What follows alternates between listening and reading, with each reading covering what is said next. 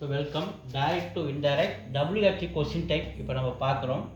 The doctor asked the boy comma inverted comma to you smoke.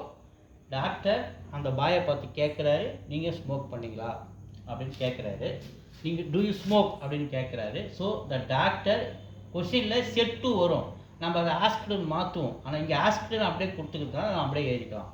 The doctor asked the boy comma inverted comma எடுத்துடணும்.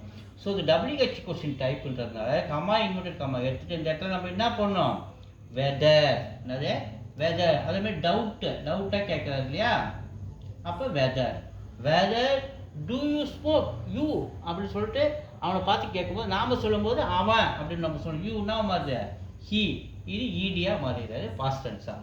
So the doctor answer இன்டைரக்டாக, the doctor asked the bye,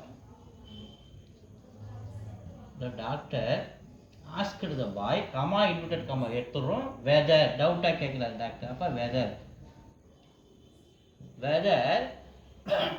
he smoked, past tense word அது ed. so the doctor asked the boy whether he smoked அப்படின்னு டைரக்டா நம்ம அதை எழுதுறோம்.